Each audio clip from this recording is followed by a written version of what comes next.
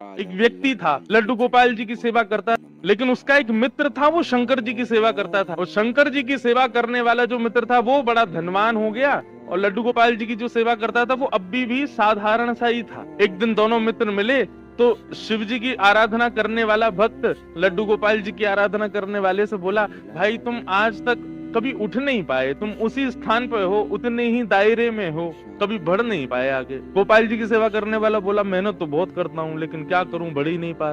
शिव आराधक ने कहा, एक काम करो, तुम अपने आराध्य बदल दो। ये तुम गोपाल जी की आराधना करते हो ना, इनकी जगह तुम शिव जी की आराधना शुरू कर दो, देखना कैसे जीवन में बदलाव आएगा। अब उस व्यक्ति ने यही किया कि गोपाल जी को ले जाकर के तो अलमारी में रख दिया, दूसरे दिन एक शंकर जी ले आया और शंकर जी का बढ़िया रुद्राभिषेक करके, त्रिपुंड लगा करके, बढ़िया ज्योत नैवेद्य आदि सब अर्पित करके, अगरबत्ती जला करके ओम नमः शिवाय का जाप करने लगा। और अब गोपाल जी की सेवा करता था, वो गोपाल जी मन अंदर बैठा दिए एक अलमारी में, उनकी सेवा बंद, ओम नमः शिवाय का जाप करने लगा।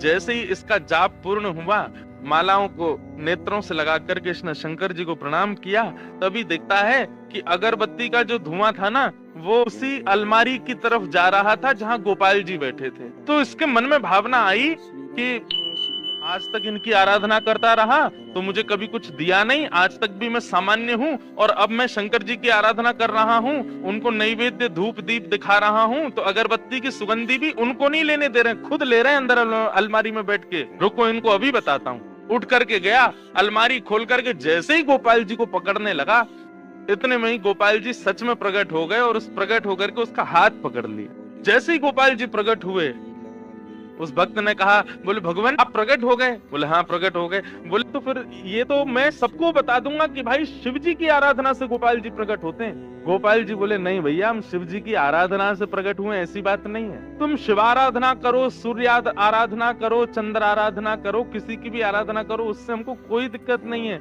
लेकिन आज हम प्रकट किस लिए हुए ये ध्यान से सुनना। आज तक तुमने केवल हमको अष्ट धातु की एक मूर्ति समझा, तुम्हारे मन में कभी ये भावना नहीं आती थी कि इनकी आंखें भी हैं, इनकी नाक भी है, इनकी जीभ भी है, इनके कान भी हैं, इनकी त्वचा भी है, इनके हाथ पैर भी हैं। परंतु आज जब वो अगरबत्ती का धुआं सहज ही मेरी तरफ आ गया, तो तुम्हारे मन में ये भावना आई कि अगरबत्ती की सुगंधी मैं ले रहा हूँ, मतलब मैं जड़ नहीं हूँ, मैं चैतन्य हूँ। वास्तव में शिव आराधना ने मुझे प्रकट नहीं किया, तुम्हारे हृदय में जो चैतन्यता का भाव मेरे प्रति आया है उसने मुझे प्रकट किया है। ये चैतन्य हम मानते हैं, नहीं मानते?